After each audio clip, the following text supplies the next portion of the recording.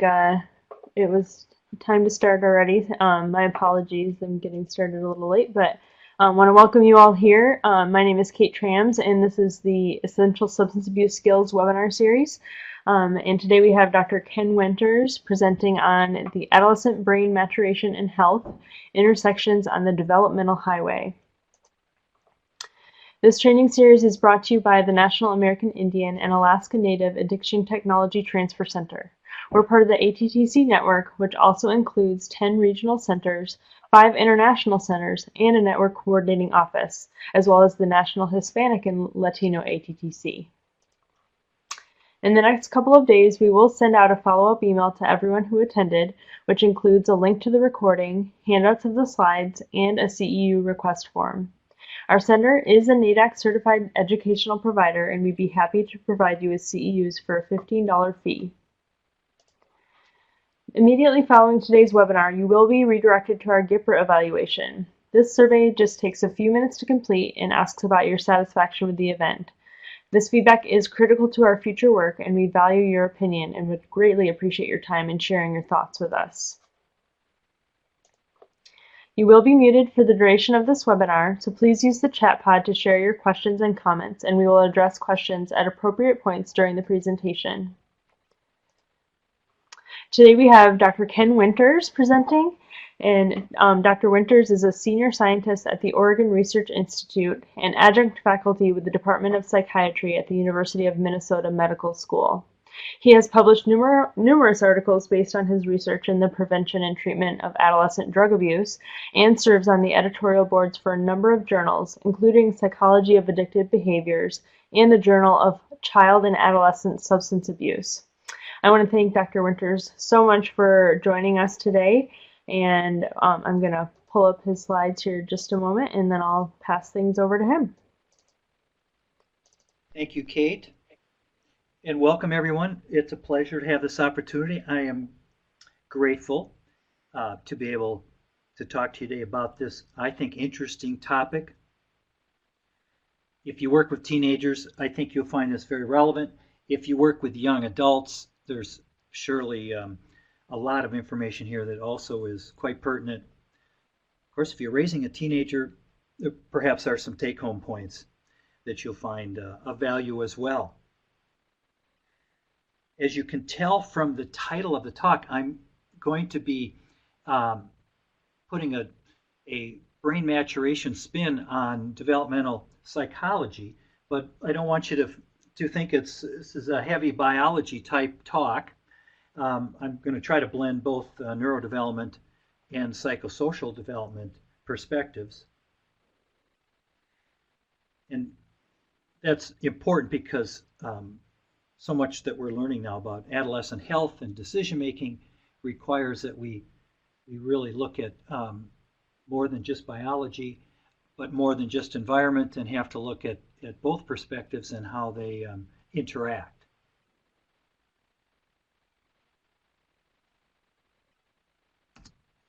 So, no professional disclosures to report.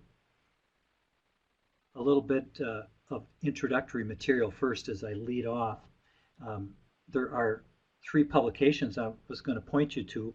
One of them is for free, the recent one from the National Academies Press on the promise of adolescence, a great contemporary overview of what we're learning about adolescent health and the determinants of it.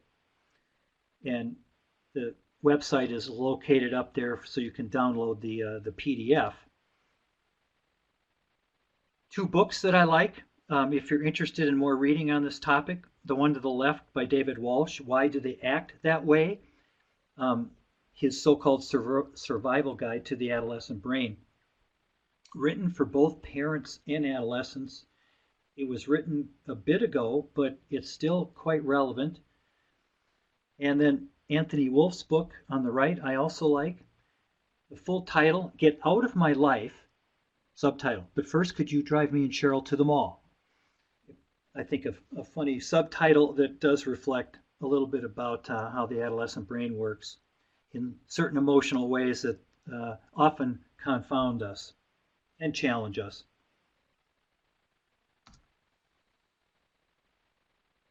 Three teen brain development quiz questions I'm going to offer to the group, and then we'll come back to this at the end. And hopefully you'll see how I'm weaving answers for these questions throughout the talk. First question, it's a true-false one. There are several health indices suggesting that teenagers take less risk than in years past. True or false? Second one, what lifestyle choices during adolescence promote good brain development? A third one, A or B. Which is more harmful to the developing brain? Chronic heavy use of marijuana or chronic heavy drinking? We'll return to these questions a little later. So here are the four main topics for today's webinar. Brief overview of what we know about adolescent brain development. This is an easy portion for you to understand. I'm not a neuroscientist by training, so I'll be articulating and communicating this topic in a way that you can understand it, because I need to understand it. If you have a sophisticated brain development question, feel free to ask it. Don't worry, I'll be able to point you to experts and resources if I can't answer it. The second topic, though, is perhaps the core part of my presentation. I'm going to look at brain development both from the perspective of risk for drug use and risk for mental illness or its role in mental health, and then also bring to bear the important aspects of early experiences and how that interacts with brain development and some of these health outcomes. Clinical implications is an important component of my talk, so I want to make sure that you see how you can use some of this information and various resources to help inform what you're doing either in the prevention or treatment field, and then a summary at the end. I thought I would provide at the front here the major points of my talk. It's always good to give people, I think, a quick overview of what they're hopefully going to take away. First point is the maturation of the adolescent brain likely contributes to behaviors that are characteristic of this developmental period. And so I'm hitting home here that this new science about neurodevelopment would suggest it's more than just environment, life at the home front, influences from peers. Obviously those have an impact, but we probably also need to put into the mix the way the brain is developing during this period as contributing to behaviors, decision-making, attitudes, etc. that we see from teenagers. Second point, this maturation also informs our understanding of risk for substance use disorders and other behavioral or mental disorders. So we'll talk about how if brain development goes awry, that can lead to certain risk for poor health downstream, and also, particularly with the issue of drug use, how that might impact brain development in a negative way that also could have downstream negative implications. And the third main point is service providers can leverage teen brain science when working with adolescents and parents. And I'm going to highlight that. Whoops, where did we go? Okay. My screen went blank. Sorry about that. I'm not sure what happened, but should be back up now.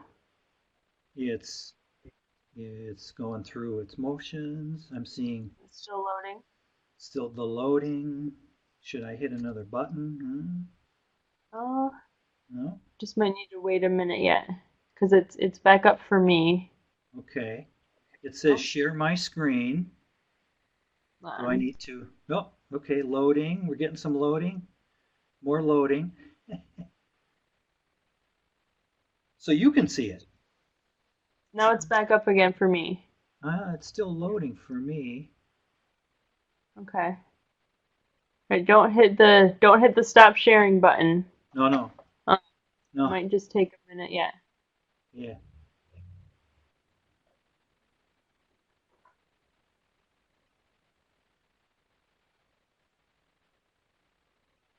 Still not. Okay. Okay. Excellent. That's where I left off. Okay. All right. And then I wanted to highlight, there we go. I wanted to indicate to everyone briefly what are the some of the implications for service providers from my talk. I'm going to quickly tell you the six that we will return to later. But these six are the following. Brain development, I think, can be interesting when you are working with young people in various settings, whether it's educational or treatment, because educating young people about brain development and how it can be both a great asset but also pose some challenges and risks can be very helpful to goals you're trying to reach in prevention and treatment. Another thing I'll emphasize is the importance of using evidence-based prevention programs. Many of them were developed before we knew a lot about brain maturation, but it turns out they really were ahead of their time in understanding how to use learning principles and health promotion principles that are teen brain friendly.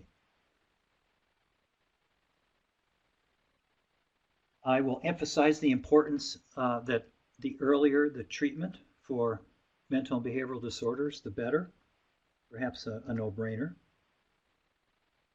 And I'll bring to bear the importance of using evidence-based treatment programs. These also are very teen-friendly in general. We'll talk about the key components, perhaps are what one could make a case are the core elements of best practices for treatment. I'll talk about the importance nowadays of educating young people about marijuana or cannabis. I call it increasing youth cannabis IQ. There are many misperceptions and myths about cannabis, not just among young people, but it's, I think, a valuable educational component for young people these days. And then there also will be some attention to the importance of teaching parents about brain development and how that can help inform their parenting practices. Okay, the brief overview on brain development. A caution before I get into the two main principles. The field is still emerging. One could make a case it's still quite early as we're trying to understand some of the important, sometimes subtle aspects of adolescent brain development. Too much of the literature is based on small samples, so we'll have to see how things look as more research is done. I'm not going to talk about the role of hormones, but that has an important influence on brain maturation. I will discuss some important findings as in terms of how early experiences can impact brain development and downstream health. So there are two main basic principles that have been drawn from the neuroscience literature. The one is that maturation is quite significant during the teen years, and as many of you probably know by now, it seems to be a well-established fact among many of us youth health professionals that the adolescent brain matures all the way up to about age 25. Now that's a general age point. A lot of maturation occurs before that, but you'll see coming up that there's an important part of the brain that really doesn't complete its maturation until about that age. An interesting age, as some of you may know, there's that is relevant when you're renting a car in America. In most instances, and for most rental car companies, you have to be 25 before you can rent a car without having to buy the extra insurance, and some companies don't even allow you prior to that. The second big finding was that the maturation occurs not in a uniform way, but differentially across regions. David Walsh talks about it as the brakes and the accelerator systems. And so the brain's accelerator systems, which are located more in the back of or middle of the brain, they're developing faster than the so-called brakes of the brain, which are located more in the front. So you have this imbalance where one system can tend to dominate over the other, and that surely may give us some clues as to risk-taking patterns among young people. This slide shows a young man who's enjoying himself with a particularly exciting looking and I suppose exciting bungee jump. Now this is not your typical bungee jump where you're just up high and you drop straight down and tethered by that jump rope. This includes a bicycle where you get to take the bike while you're tethered and you ride this bike down a ramp, and then right about here is where you then leave the ramp and you're soaring out as opposed to just dropping straight down. When I observed this, I did not see any adults in line for this activity. It looked to be very popular for the young age group. We can imagine that his accelerator regions of the brain are lighting up during this activity and of course giving him a lot of rewards. So you may not be able to see this pattern here, but the maturation occurring from back to front of the brain or from inside to outside was established by doing a series of neuroimaging studies with young people. And it helped to document that this maturation process occurs in stages. So another way to look at it is maturation of the whole brain versus particular regions. So this is a somewhat complicated slide, but I put in red at the top, red box there, the estimated age of developmental maturation for the whole brain is roughly around 23-ish, between 20 and 25. But if you look at in the second red box, where there's more detail of three different main regions of the brain, you'll see that the frontal region doesn't complete maturation until about age 25, based on cortical thickness. And two other regions, which are the so-called accelerator regions, or limbic, mature a little faster. Shows a differential maturation process. One more way of looking at it was done with the following. On the top, you'll see three ways of looking at maturity. There's the age of maturity, there's cognitive capacity, and cognitive capacity under emotional arousal. Well, the first two red boxes show pretty much the same pattern of maturation from juvenile to adulthood. So you can make a case that as we ascribe more responsibilities as a function of age, it's generally matching individuals' cognitive ability to handle those responsibilities. The one exception would be driving, which we'll come to in a minute. But the key one to look at is this next red box, which shows the general pattern of maturation of cognition, the ways we think and make decisions when we're exposed to emotional arousal. And you can see that young people don't do a very good job at this, and you really don't get good control of your cognition, your decision making, when in certain emotional situations until adulthood. Before that, you could make a case that it's a compromised time of one's life. When developmental psychologists have looked at this literature of neurodevelopment, they have tried to describe what this might mean if we were understanding adolescent behavior and adolescent tendencies.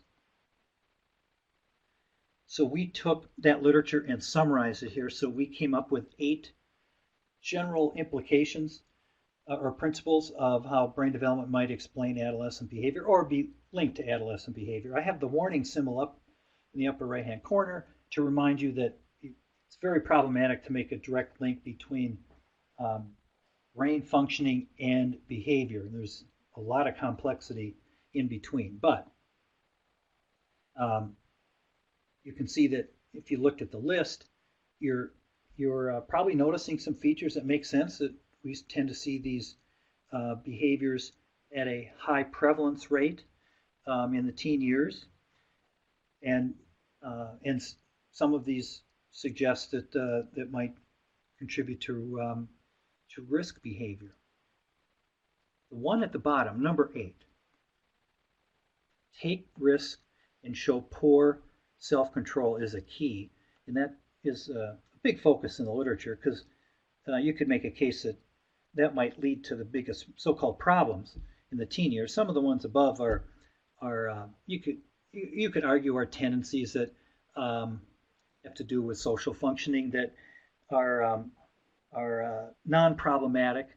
They might be frustrating, or they might lead to teenagers making certain decisions that in the short term are problematic or unhealthy or get parents upset, but may not lead to serious consequences. Well, the 8th one, taking risk and showing poor self-control, you can imagine if that goes too far, that can be worthy of our attention. A moment on risk-taking and self-control. It's an interesting general construct, and experts that have studied this and written about it make a case that it's something that we want to actually sharpen and perhaps even be smart with, because risk-taking has certain adaptive features. There's also an argument that it's a trait that is normally distributed among people, so that most of us have an average amount of risk-taking, and then a small percent are low risk takers, and then a small percent are high risk takers. But that does suggest there's great individual differences, even though most of us are in the middle. Now, the interesting thing about risk-taking in teenagers is that there might be a bias among observers that, well, teenagers are just poor at judging risk, and that's why they take certain or make certain decisions that get him or her in trouble. But it turns out that that probably isn't true. It's more have to do with the context in which the teenager is in that contributes to not fully appreciating the risk at the moment, or at least ignoring their understanding of risk, and unfortunately letting the context get the best of him or her. So it's probably not due to some kind of cognitive deficit about risk. It probably has more to do with the teen brain being heavily influenced by emotional and contextual situations that overrides what the thinking part of the brain might be able to influence if there was an absence of that context. A situation where this has been looked at and talked about is with teenage driving. This is an Allstate ad from 2007. The ad says, "Why do most 16-year-olds drive like they're missing a part of their brain?" And below that it says, "Because they are." Facetiously, it's noting that perhaps teenagers at 16 are not safe drivers, and Allstate was promoting states that are advancing graduated driving licensing regulations, which tend to put some controls on early driving. If you look at the slide, you can see there's a hole there in the prefrontal cortex region and in the shape of a Volkswagen. One more about driving.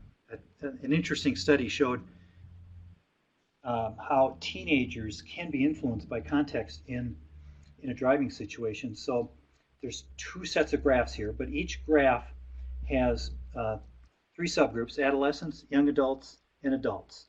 To the far left, focus on that for a moment, and you'll see the percent of risky decisions is measured. So the higher the bar meant the greater percent individuals in the group made a risky decision while driving. And to the right is the second outcome measure, which was number of crashes, and the height of the bar reflects extent of crashes. Now these outcomes were measured in simulated driving situations. So there's not really a risky decision or a real crash, but it's measured in these simulation tasks. So the bars in blue represent how well these three different age groups performed when they were just in the simulated car alone. So no distraction by another person. And what do you notice in the sets of blue bars, both in the driving decisions and crashes? It's relatively equivalent, and there were no statistical differences. So that when driving alone, the adolescents performed just fine compared to the more experienced drivers in these simulated situations. But when uh, subjects returned the next day and were asked to bring a friend with them, and that friend would sit next to them in the simulated car, and then they were asked to repeat this driving challenges, where did you see a big difference in the, of course, unsafe direction? Adolescent group showed a significant change in risky decisions and number of crashes, while the other two age groups did not let that peer influence have any impact on their driving scores. So a context here being a big one. All right, let's take a moment. You all get to click on the link there for the YouTube video. And you have to do that on your own. So when I do it here, it's not going to show up on your screen. It's a brief video of what it's like to measure self-control with the so-called Marshmallow challenge. You might know about this. Now, these are children that are faced with it, but you get a sense for how difficult it can be to exert self-control and how there are individual differences. So this is about an 8-minute mini clip. So we'll return back as a group shortly.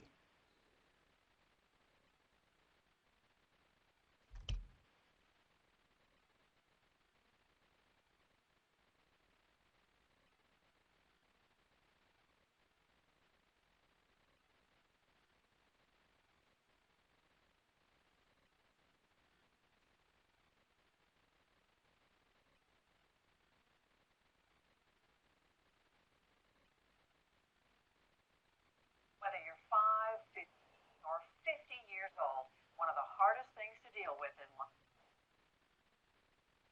The first day of school. The big deal about just the serious, emotional, pushing high academic. It's like a white rock with mold all over it. When I come to Cape Fire, I realized that Early as possible. Exactly. The relationship between good behavior, good consequences, bad behavior, bad consequences.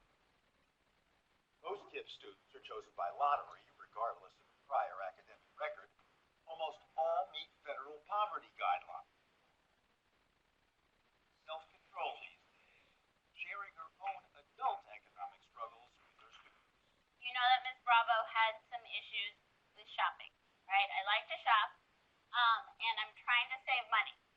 So, if, for instance, I come across a store that I like a lot, I will pretend that that store has bed bugs. Yeah, then I won't go in.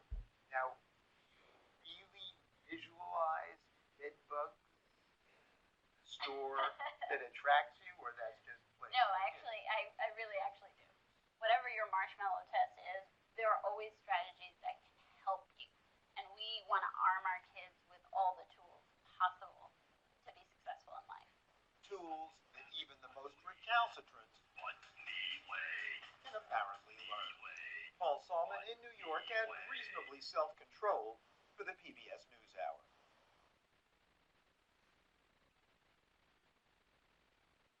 Thing of great.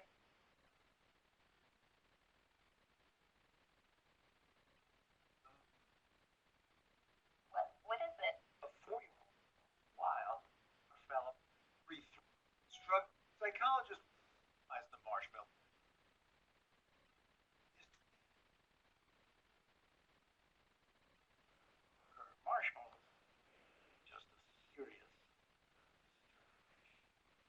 the real message of his work is that self-control can be taught.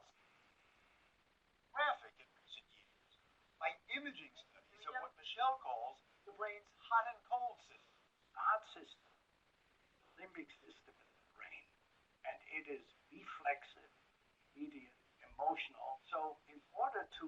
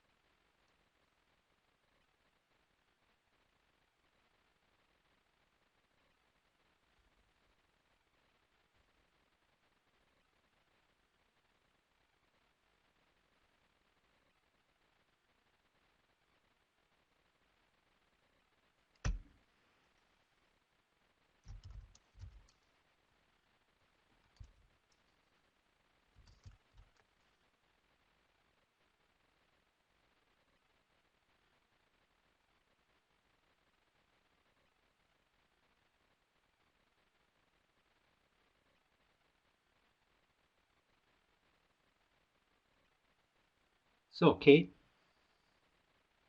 should we start back up?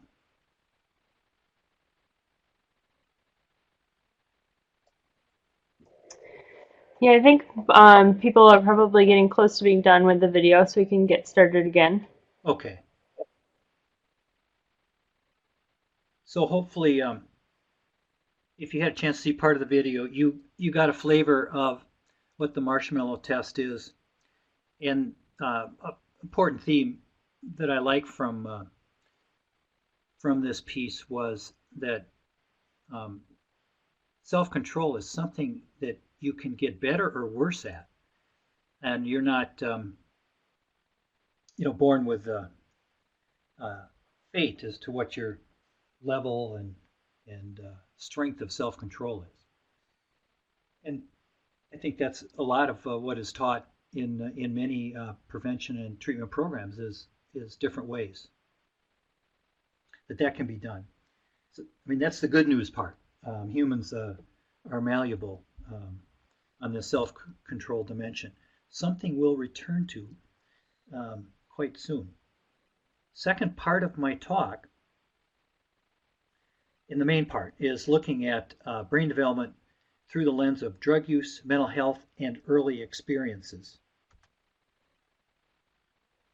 First, let's hone in on this intersection of developing brain and drugs, alcohol and other drugs, with the main focus today on alcohol and marijuana, although there surely is some interesting ways to look at this topic with nicotine as well as other substances of abuse. But more data on alcohol and marijuana, so that'll be our focus. The question I want to pose to the group is, not are adolescents susceptible to the effects of drugs, because we all have a certain biology inherent in us that makes us, to lesser or greater degree, susceptible to the effects of drugs. But the question is, are adolescents more susceptible than adults?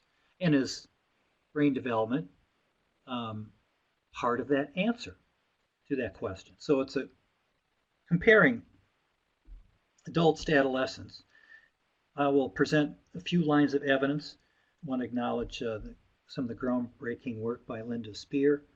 And you'll see at the two corners of this slide on the left, there's some human studies and human data to talk about, but as you can imagine, it's very problematic to do rigorous studies in trying to look at the impact of substances on a young person.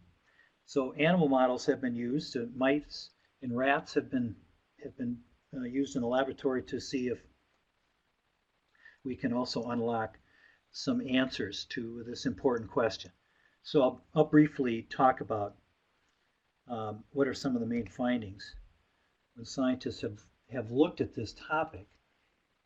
One way to look at it is from an epidemiological standpoint. Here the question is, if adolescence is a riskier period for substance use than adulthood, does that show up when we look at use patterns of youth compared to adults? And the large body of evidence suggests that for most individuals in modern times, at least in westernized countries, your use of substances begins during youth and escalates during the youth years, and then it tends to de-escalate as you move past age 25 or so. So if we just look, generally speaking, at use patterns, the youth years are a high risk period. And that early onset of use does have a risk for later addiction. Two sets of bars here, alcohol and marijuana, and you can see the bars are the highest when you look at age of onset at the youngest. And that risk for later addiction is greatly reduced if age of onset is stalled until the 20s. The same pattern for both alcohol and marijuana, although it's more dramatic for alcohol. If there was family history, you would see even a greater risk regardless of age of onset. But it's a big marker, and of course it may reflect other risk factors, or as people are concerned, as early use may alter brain maturation, which then is a harbinger of later addiction. So there could be a biological component to this. Thus, the importance of trying to delay age of onset, and some of the good prevention programs that is their best outcome, that they're able to slow down when young people want to start to experiment. Whoops. Back to, gotta get load again.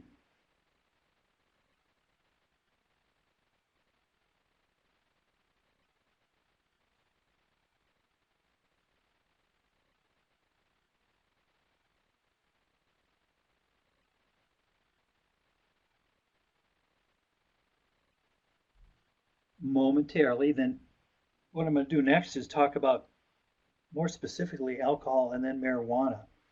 And the alcohol data are interesting on a couple levels. One is from the animal literature, you can document that the adolescent rat, that is, so you're taking a rat that's very early in its maturation and comparing how alcohol affects it compared to an adult rat. And what you find is the adolescent rat is less sensitive to the sedative and motor impairment effects of intoxication from alcohol. Well, that's kind of interesting because the acute effects of alcohol can be a feedback loop to the person that they're intoxicated and may be impaired. Well, if you're less sensitive to these red flags or these signals that might embolden you to keep on drinking, courtesy of Kim Harris, here's a little cartoon of how they've measured this. The rat or the mice is inside a water tank. Mice do not like water, so they're motivated to find that little platform. What you do is the animal learns how to negotiate this water maze test, and then you intoxicate the mouse, and you find out that how well they can do or not do. And adolescents actually do better intoxicated with this task than the adult mice. Also, what's been measured is social behavior in rats, and turns out the adolescent rat, when intoxicated, shows greater social behavior than the adult rat. So both of them show an increase in social behavior, as would be expected with alcohol. But when you look at the relative difference, you see a greater so-called sociability in the adolescent rat compared to the adult. So these last two data points, where you have less sensitivity and more sensitivity, it's actually a bad mixture. Less sensitive to the negative effects and more sensitive to the positive effects. Trying to study this in humans is of course complex, and there's so many confounds that you have to be careful about not over-interpreting the findings. But a recent longitudinal study that assessed drinking patterns at 3 different age groups, middle teen to late teens, 14, 16, and 19 years of age. And it showed that for those that were binge drinking during those years and at those assessment points, unfortunately showed more disruption in the frontal connectivity of the brain. That's part of the thinking region, the prefrontal cortex. And the personality data showed that they were impaired in impulse control or self-control tasks. So a concern that the binge drinking was contributing to these deficits.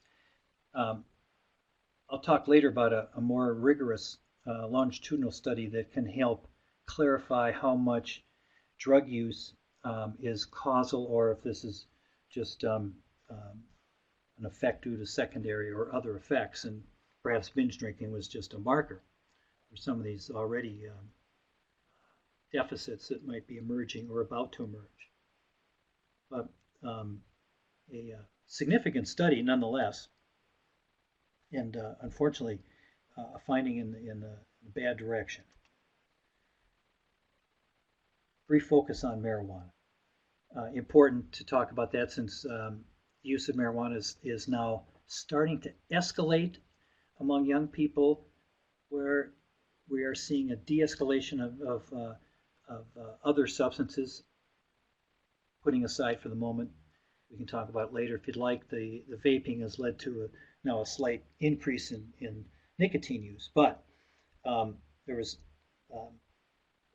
really a significant drop in alcohol and marijuana use over the last couple decades, but now we're starting to see marijuana use not continue the downward trend pattern, but even starting to escalate, particularly in states that have legalized it. But marijuana and the key component in it, THC, has a lot of impact on multiple regions of the brain. On this slide, you can see the various regions and the psychological and physical components that are related to these regions. So it's not a surprise when someone is high on marijuana, there can be impact on their coordination, how they're sensing things, how they're seeing things, their appetite, their emotional reaction, how they're perceiving rewards or punishments. Because the drug has really a significant impact across so many regions of the brain, which is somewhat different than many other drugs, which have more localized or narrower number of receptors.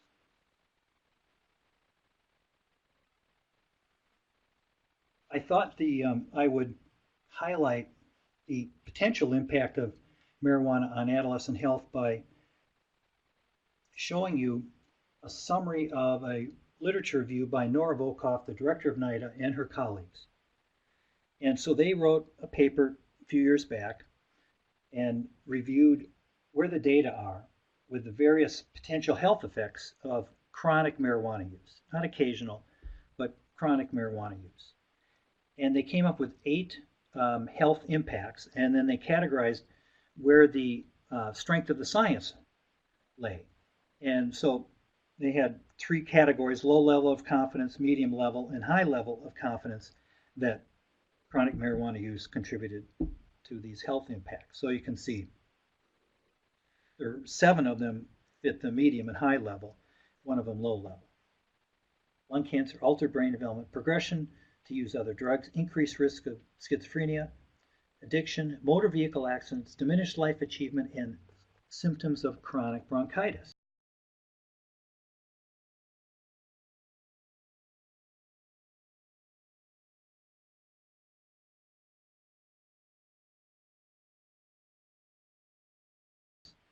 Well, the authors also commented to the extent to which these 8 health effects showed even a more pronounced connection between marijuana use and that health effect if marijuana use began during adolescence. And you can see in the next slide, I've colored in green the 4 out of the 8 that they said had even a more pronounced connection when use began during adolescence. And they were altered brain development, increased risk for chronic psychosis, increased risk for addiction, and diminished life satisfaction. So important to appreciate that marijuana is not a benign drug, and it looks to be particularly a serious public health issue if use of it, heavy use of it, begins during adolescence. One other point about marijuana and early onset of its use. This is a complicated slide. I could spend about 10 minutes going through all the details. I'm going to go right to the bullet point. This longitudinal study in New Zealand showed that IQ dropped by about a half a standard deviation in the subgroup of individuals in this longitudinal study who used marijuana heavily and started their use before age 18.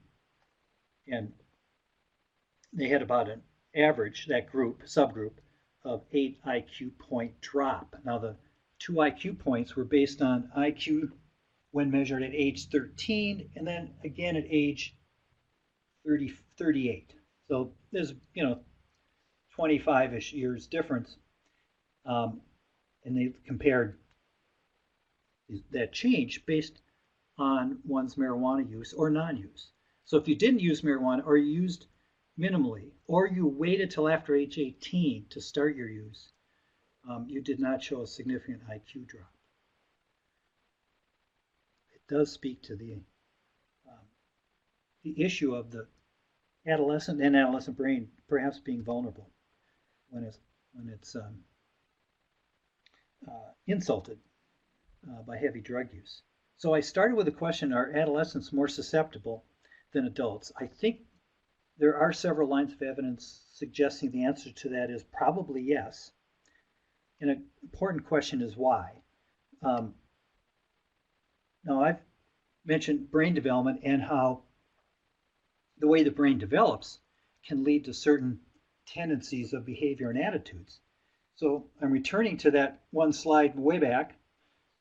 I had 8 so-called implications of behaviors resulting or impacted by brain development. I have colored in red 7 out of the 8 because it struck me and my staff that if you looked at these 8 and then asked, well, are some of these risk factors for why a teenager might be curious about using drugs or even keep using if they've started?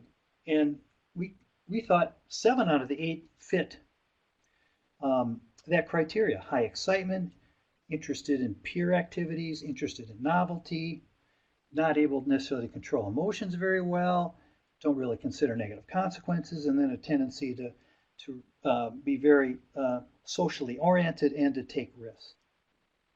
So one could make a case just being a normal teenager with normal brain development is a risk for drug use.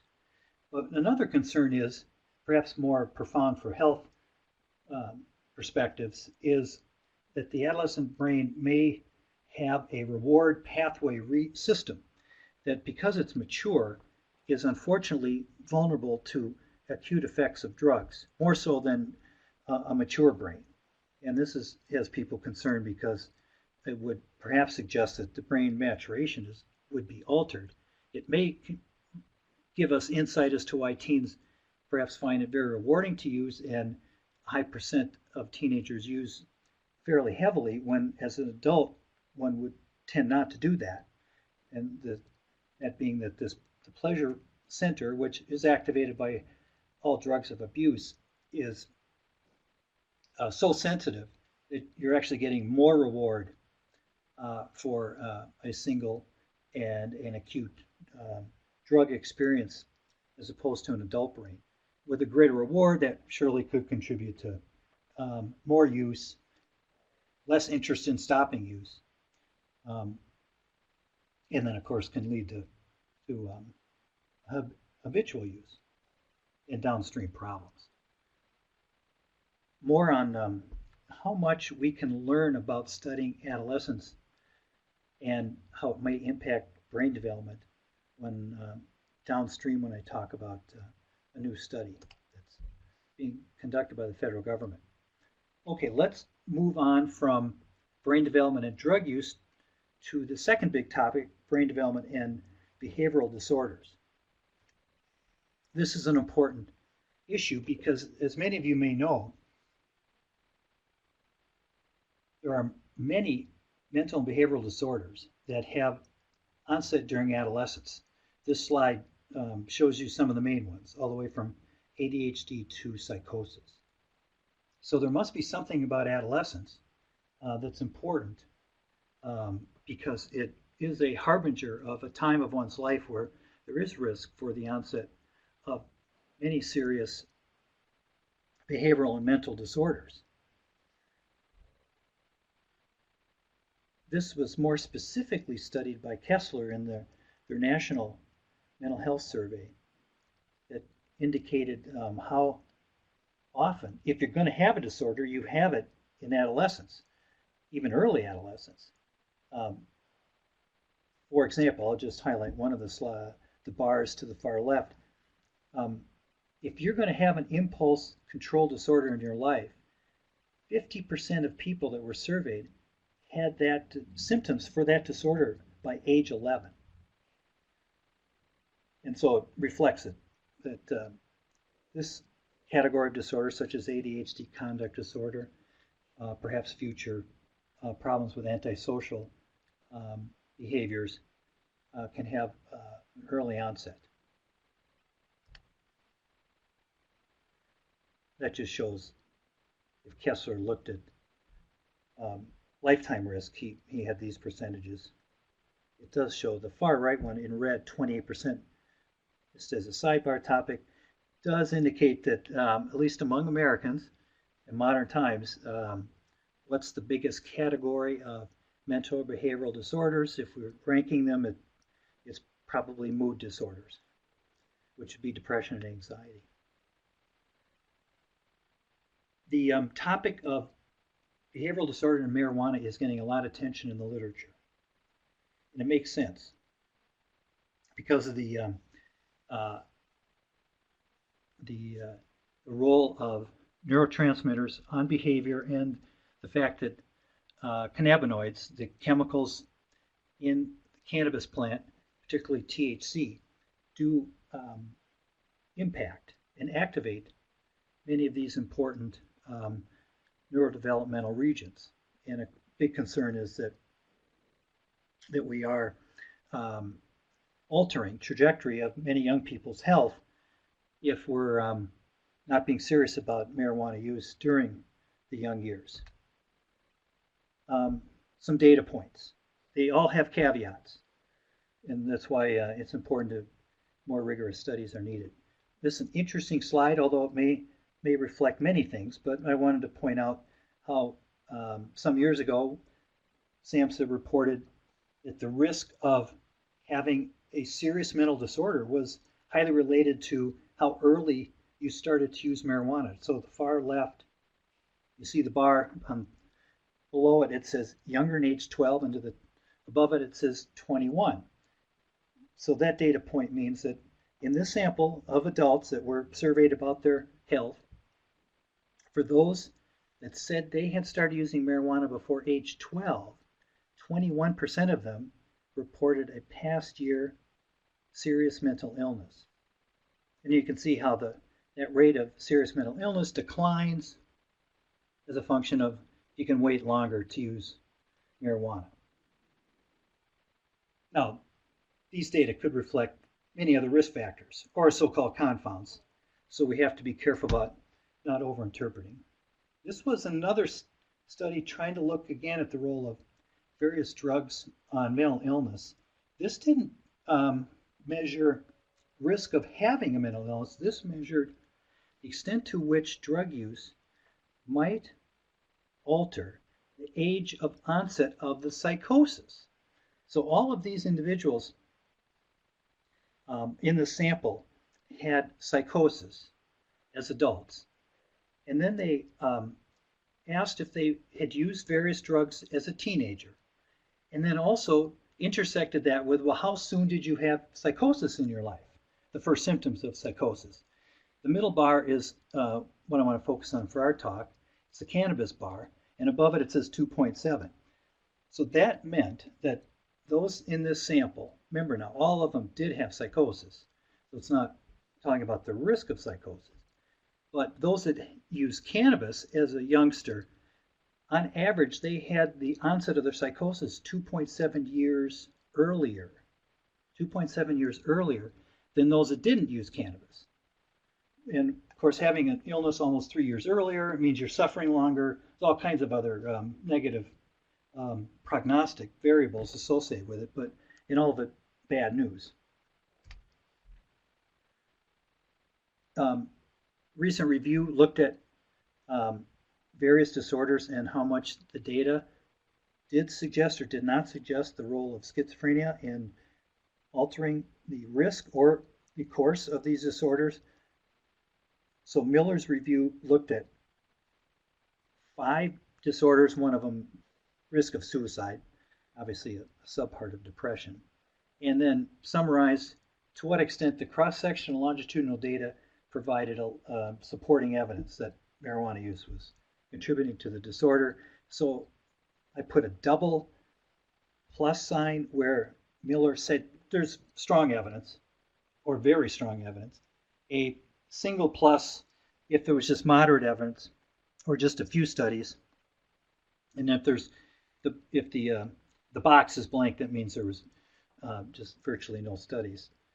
You can see schizophrenia gets the biggest hits, if you will, both cross-sectional longitudinal data. There are multiple studies showing a link. Miller admits even the longitudinal studies have confounds that can't always be controlled for, but came down heavily on the argument that marijuana is a very serious toxic chemical that can impact people's mental health. One last data point on this issue. It was an interesting one, so I thought and very recent, thought I'd bring it to bear for today.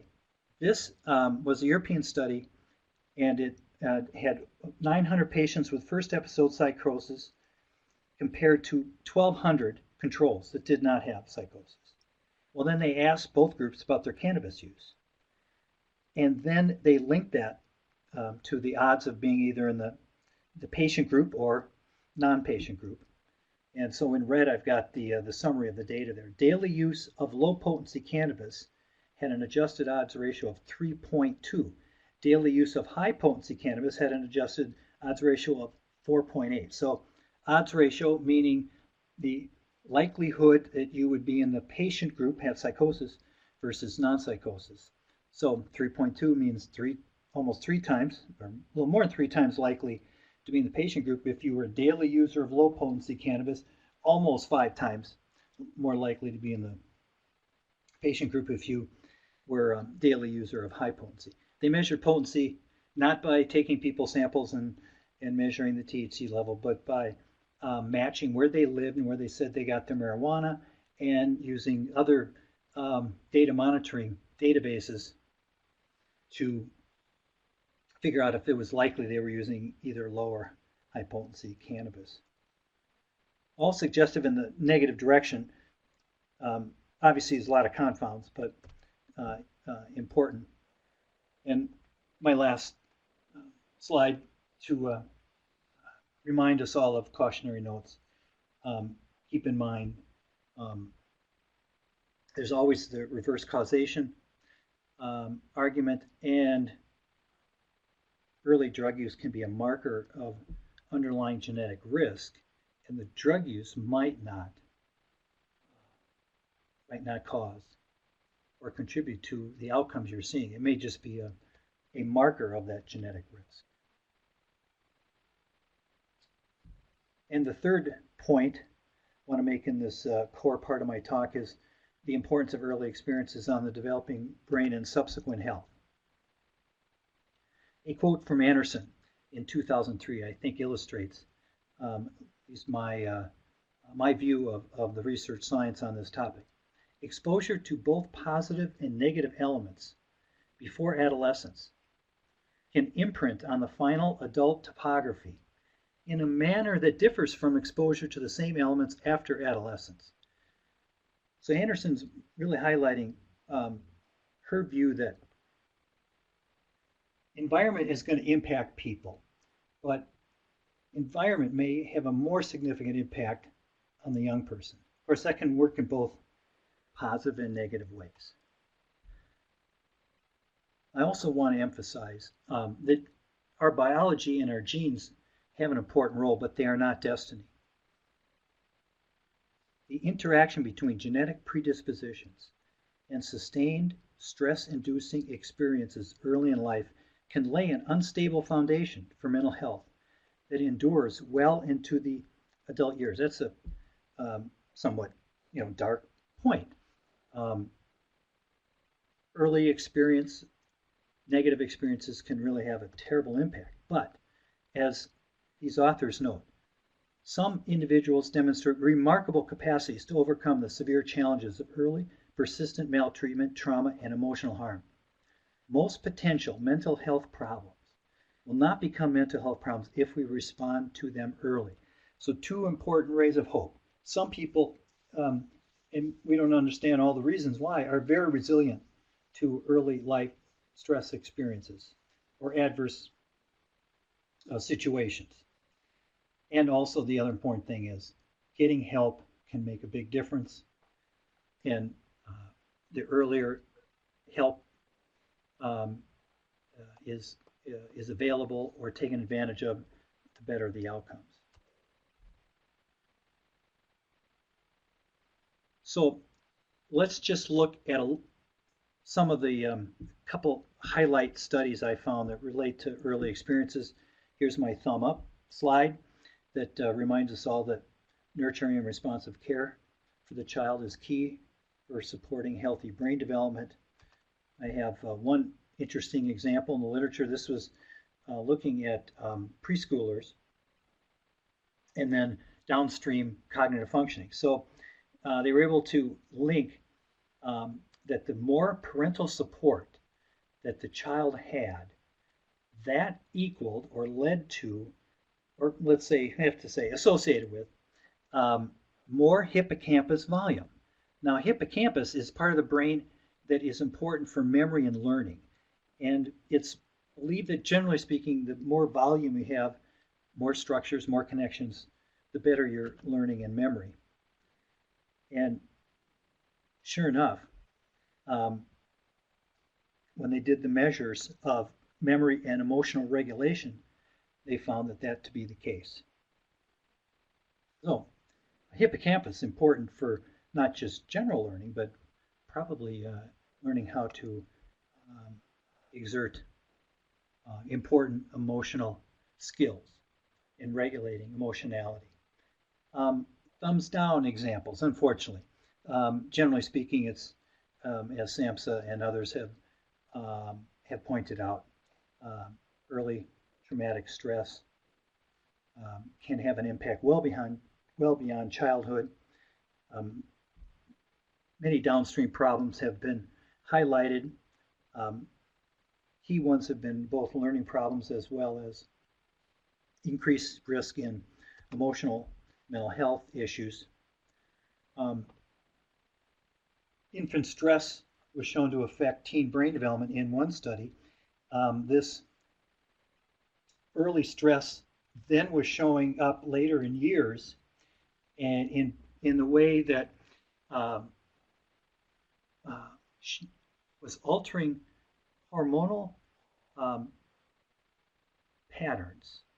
And that led to then some abnormal connections between regions of the brain that controlled fear and stress responses. So the negative news here was that early stress impacted hormonal activity, that impacted brain structure, and that brain structure impact had a behavioral manifestation of a poor ability to control fear and stress.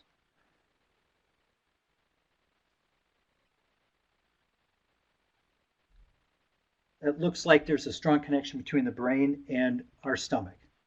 And we're learning more about how that's important for mood, emotional regulation, mental health, a link between our brain and our stomach. This recent study showed that children who were raised in orphanages and thus were deprived a significant amount of comfort and support from parents, they later showed a deficit in the gut microbiomes, and that was linked to problems with anxiety and dealing with emotionality. On to the next big topic, clinical implications. Remember, I had 6 of them. I'm going to walk you through each of them with a little more detail. As I mentioned, working with young people, whether it's in the classroom, doing science, prevention programs, or in treatment programs, I think teaching young people about brain development and the implications of that development on their health and well-being, on their perhaps need to recover from drug use, on their need to follow good strategies to overcome depression, anxiety, etc., I think is a very valuable tool to have in the clinical toolbox. Perhaps you found some nuggets from my talk that would be helpful, but on this slide I've listed 3 resources and links where I found that they provided some excellent user-friendly resources if you want to tap that and print out materials and use their exercises in teaching young people about brain development. So NIDA has one. The Harvard Developing Child Center has a great set of tools. And then the federal government, the College of Physicians organization at the federal level, I found has some excellent tools as well. For my money, if I had to just go to one, I'd probably go to the middle one, because the mental health, so-called mental health resources, also very relevant to drug abuse. And the Harvard group has been promoting and developing just a wonderful set of tools. If you're going to have a luxury of choosing prevention programs, try to choose the evidence-based ones. They just have some of the best promise that they'll be teen brain friendly and developmentally appropriate. You may know about, I go to the next slide because I really want to highlight two things. Two good sources if you want to locate evidence-based prevention programs. NIDA has published their Preventing Drug Use handbook, and it describes the 16 basic principles for good prevention, and then it gives examples of evidence-based programs that tap those principles. Also, another source is the Cochrane Lit Review, and if you Google that, you can find interventions which span both primary prevention and targeted interventions, targeted preventions for young people that are also evidence-based. But using evidence-based likely means you are capitalizing on some of the best science that we have on adolescent development. So the third principle I want to hit home, which is kind of a no-brainer, and some of us can't control this, but if you can leverage it, the better. And that is the earlier the treatment, the likelihood you're going to get better outcomes. This chart with 3 lines is reflecting success with substance abuse treatment. And the blue line represents the best case scenario. That represents people who met the criteria of the author. The criteria here was you achieved, how many years since you got treatment did you finally achieve 1 full year of abstinence? So that was the main criteria or milestone that was measured here. And the blue line just shows that if you got treatment within the first 9 years of the first time you use substances, okay? Treatment within the first 9 years, somewhere in the first 9, that you started to use substances, you had a quicker time or quicker course, or as the author said, a shorter course to achieving that full year abstinence. If you were, the worst was the red line. If you waited 20 or more years to get treatment for the first time, your career for substance use was much longer.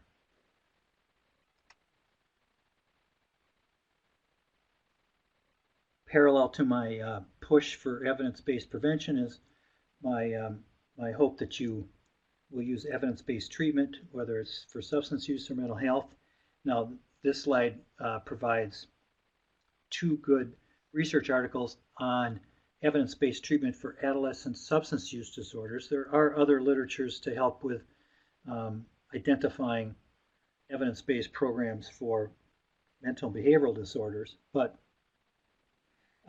the good news is there's now a rich literature that has been able to help identify for communities and clinicians what programs, or at least practices, should be used and which ones to avoid. I have highlighted here 3 main strategies that the research literature tends to highlight as keys to adolescent substance abuse treatment. So counselors that use a motivational interviewing style, that incorporate cognitive behavioral strategies for the teenager and that also include the parent in the treatment regimen look to optimize treatment outcome. Just a sidebar, as you may know, there are many types of treatment strategies or programs, but the best predictor of any successful counseling experience is two things. The extent to which the patient or the client and the counselor have developed good rapport, a good relationship, and the second is the extent to which the client believes in the integrity of your treatment approach. So if that client thinks this makes sense, this is logical, this works for me, and I'm really connecting well with my counselor, you tend to optimize treatment. Now, I make a case that using motivational interviewing, CBT, and family-based approaches is very credible for both the teenager and the parents. And perhaps that's why these three approaches tend to rise up. I'm a big fan of making sure your treatment strategies do address teenage decision making. I have listed 5 different ways you might make a case for how you would address decision making or self-regulation, improving impulse control, getting the insight in the teenager that they can use second thought processes. By second thought processes, I mean not having to leap right away to the first impulse to make a decision. How to improve social decision making. So how to improve not being persuaded down a negative path when you're with your friends, not letting peer influence be a negative. How to deal with risky situations, which can be with your peers, but also other contextual situations where risk is being presented to you, and how to get around that and deal with it. And then how to also channel your energies in the teen brain to take so-called healthy risks.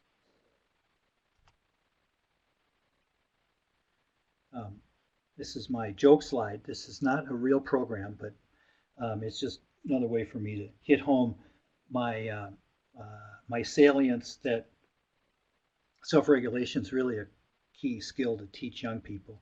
If somebody were to tell me, Ken, you can set up your own treatment program, I might have a 12-step program, but I don't know if I would go with the 12 steps of AA. I have thought maybe I would set it up 12 steps of self-regulation, and all the steps in the program would center on ways to improve self-regulation. I'm being a little facetious with that, but it's just my way of emphasizing something to take very seriously. The fifth clinical implication was to increase the cannabis IQ of your teenagers, whether they're in the classroom or in the clinic. 2 sources here with websites that you could go to if you want to design your own myth busting or cannabis IQ test, whether it's something group discussion, written. Maybe you can get the students to take this on as an exercise, but there are a lot of myths and misinformation about the drug, its impact. We now know a little bit more, so there's a chance for science to weigh in more so than ever before, and I think it can be a useful exercise to hopefully get young people to be more informed about a drug they may think is very benign when I would make a case that is not the case, not true. And then my last was the value of teaching parents about brain development. So feel free to use this acronym we came up with, PARENT, and each letter stands for a core principle that is down the theme of parents need to not only know about brain development, but incorporate it into their parenting skills and into the relationship they have with their teenager. So P is promote activities, A is to assist the child with challenges, R is reinforce they're seeking advice from you, the adult. Reinforce the teenager to seek advice from the parent and adult. E, encourage a lifestyle that promotes good brain development. N, never underestimate the impact of a parent being a good role model, reminding parents that their behavior matters. And T, tolerating the oops behaviors due to an immature brain. I'm referring there to, remember, that list of 8. Let's see, they could be high emotionality, they might seek novelty more than they should, they're over focused on social life. All these things are normal, and parents do not want to get over upset or dwell on some of these things that might create some angst. The keys are keeping teenagers safe and making sure they make good decisions, particularly in those tough situations. There are 3 good parent resources. I point parents to all of these and recommend they do some window shopping. The one by number 1 is the partnerships, drugfree.org. Number 2 is the parent resource at NIDA, and number 3 is a great website, Preventing Teen Drug Use. All of them have excellent resources for bolstering parenting practices. To summarize, hopefully you've appreciated the point that adolescence is an extended period of transition from reliance to adults and reliance on adults to independence, and it likely extends beyond maybe our standard view of adolescence ending at age 18. Normal adolescence is characterized by several features. If you read that list and you see a teenager that has many of these traits, that's actually good news, because these are normal features and characteristics of adolescence.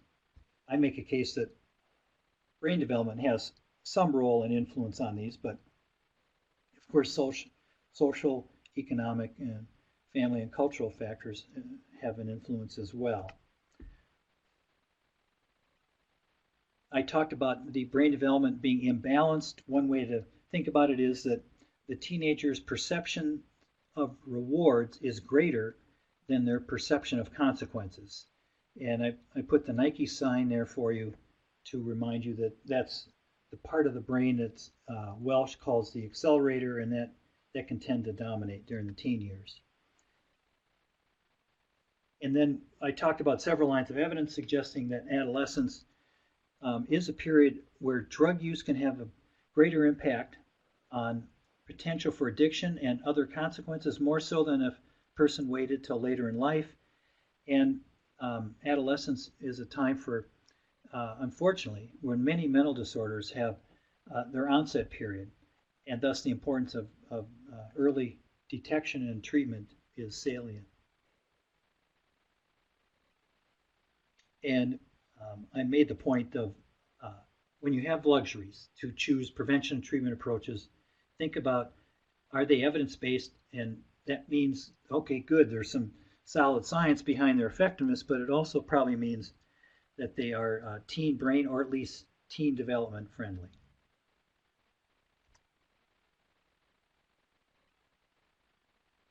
The federal government is funding a major longitudinal study called the Adolescent Brain Cognitive Development National Longitudinal Study.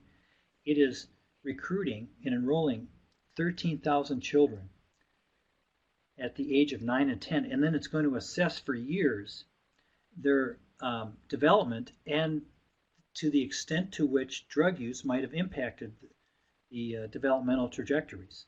So this is an important, large, rigorous longitudinal study that will help answer some questions that heretofore are difficult to answer because of small samples or inability to understand causal effect.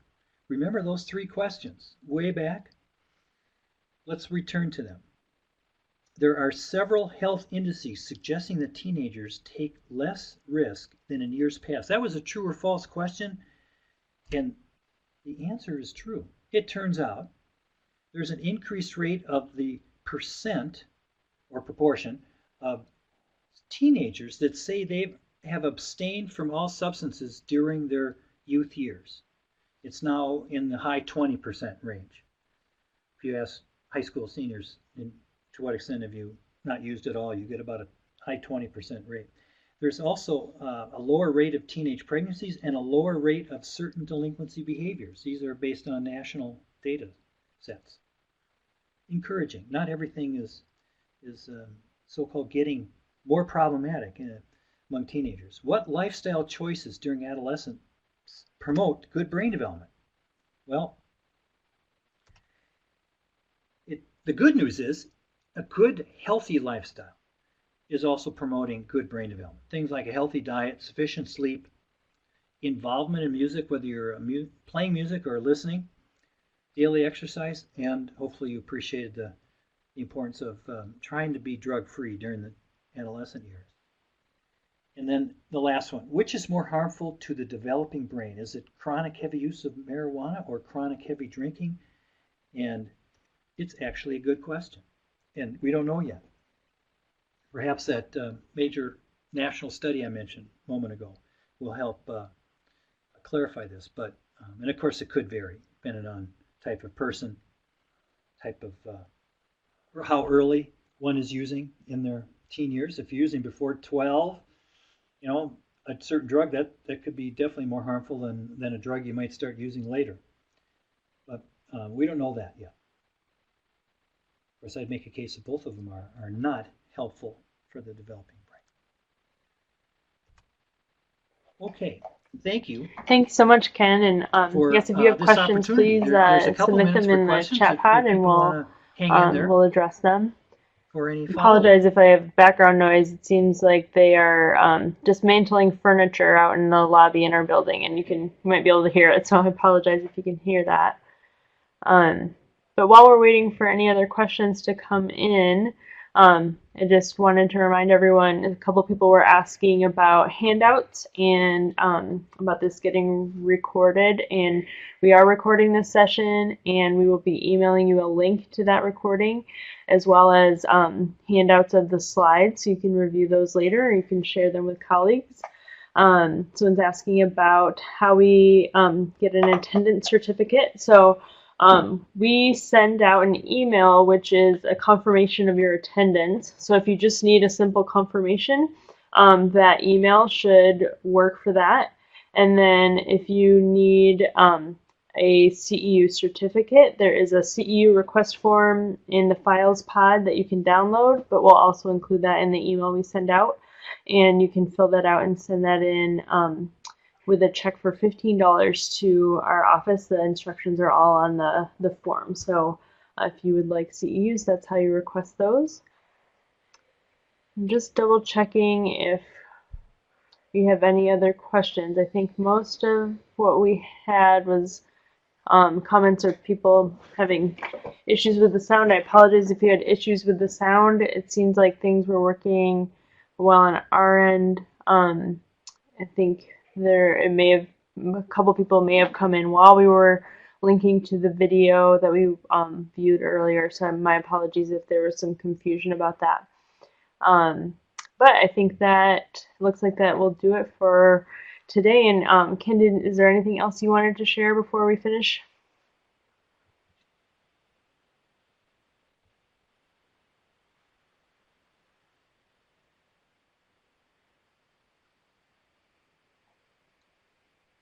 Wonderful. Just well, yes, people see thank my you so email much. on the last slide. Shirley Somebody's send got me a note question here. This if was wonderful. I Any could, ideas follow up on on how anything to that comes to mind later. increase parent engagement?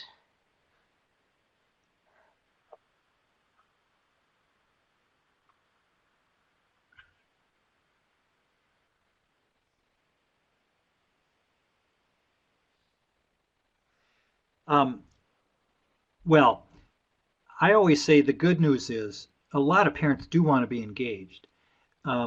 They just need to be given an arrangement that fits their perhaps busy schedule.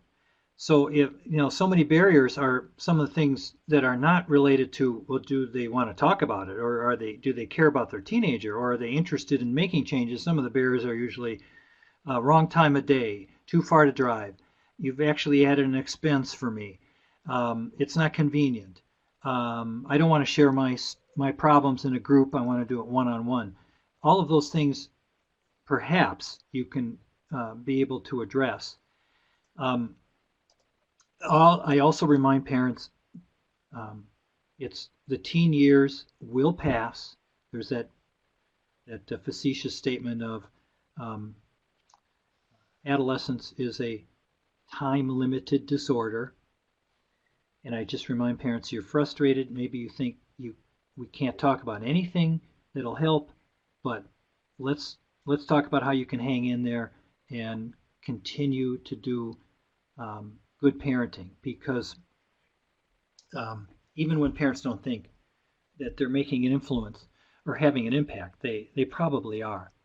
It's amazing how many teenagers, when asked later in life about what it was like at home with their parents, they so often reflect that I was glad that my parents stuck with me. I know I was a problem, frustrating, perhaps a pain, but I appreciated that they were there for me.